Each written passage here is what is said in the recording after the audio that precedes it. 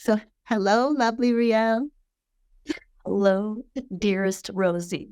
Well, I want to thank you for being willing to do this with me. I know that you, like me, sometimes get a little nervous in front of the camera, but you shared a story with me that I felt was so um, capturing of the essence of the unifiers, you know, and the purpose of the unifiers in our life that I just wanted to give you an opportunity to share this story so I could share it with other people. And there are 12 categories inside the dream arc, and everybody goes in their own direction in their own order. But each of these categories like carry an essence. And the unifiers is one of my all-time favorites because what do we need in this world of division right now more than anything? And that is the spirit of unification. When I think of you, Rielle, I think of someone who just embodies that essence every day of your life, in your work, in your friendship, in the way you show up for me and so many people that I love and care about. So I just want people to just have a little taste of Rielle and to hear one story from the many stories of your life that carry the unifying essence.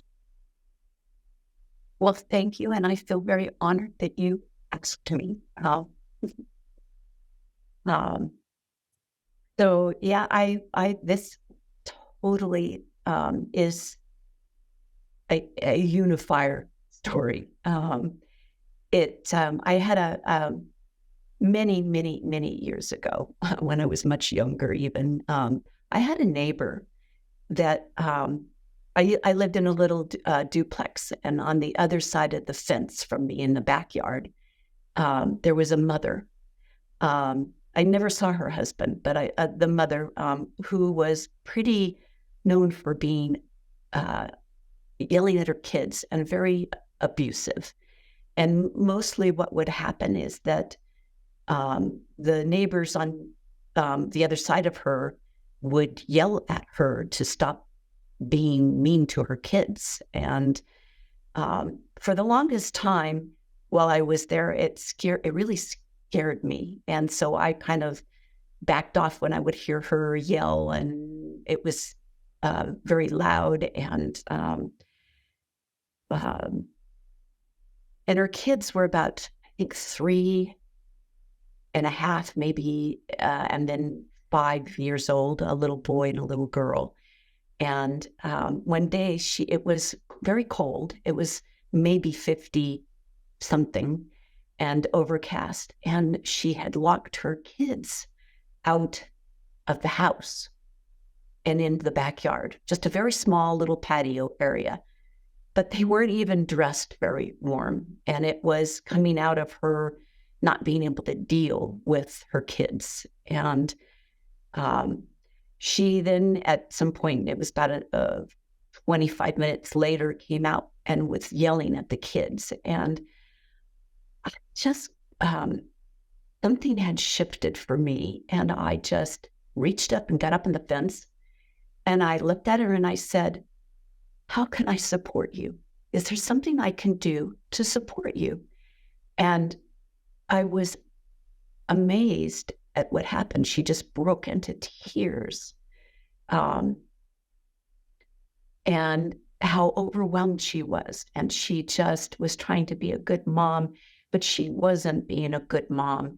And she just couldn't handle her kids being noisy and had to get away from them. And she just needed some love and support. And no one had ever offered that, extended that to her.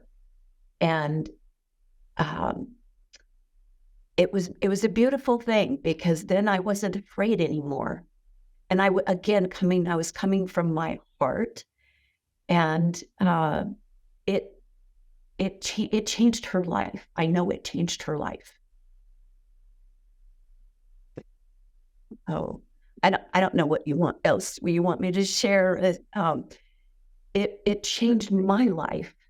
It changed my life from being afraid of someone when they were being very abusive and angry, and that level, it was very escalated, loud voice.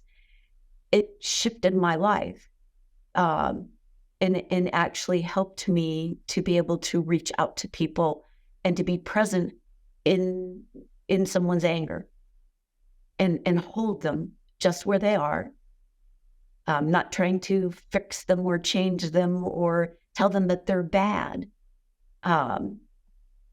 So it was very powerful for me. Thank you, Rielle. Very unifying. Very unifying. And in a way, it's kind of what you do every day. I mean, for people who don't know you, you work for the Gene Keys. What would you say? You're the support I'm the support team manager. Support team manager. So on a daily basis, you are encountering people, and sometimes they're full of appreciation and sometimes they're not. They're distressed about something, and they're maybe not expecting to be you have to just realizing this little thing, and we're running out of time. But maybe they're not expecting to be received with love or to be understood or to be, yeah. That's a really good point. That's true. A lot of people, when they're upset and they reach out to our support team, they are not expecting to be embraced with love. And it does. It for most of the time, it shifts the experience from people being very unhappy or dissatisfied to being happy and satisfied. And because we come from heart and generosity and love. Yeah, I just wanted to share this and to share you with people because I think you just really walk the talk. You walk the talk of living a generous, open-hearted, compassionate life. And you've learned to go from being someone who might be avoidant of conflict or escalating aggression to someone who can see beneath the behavior, to the person who may be crying out for help, and to respond with that open heart. And I think all of us right now, given what's happening in the world, need to grow those muscles. And it doesn't mean we put ourselves in dangerous situations. There are times when we need to have a healthy boundary. But the basic principle of what you're embodying is a unifying principle. And it's one that I just want to thank you for modeling for the rest of us. And thank you so much, Rielle, for spending just a few minutes with all of us today and sharing your beauty. Thank you. Thanks for asking me.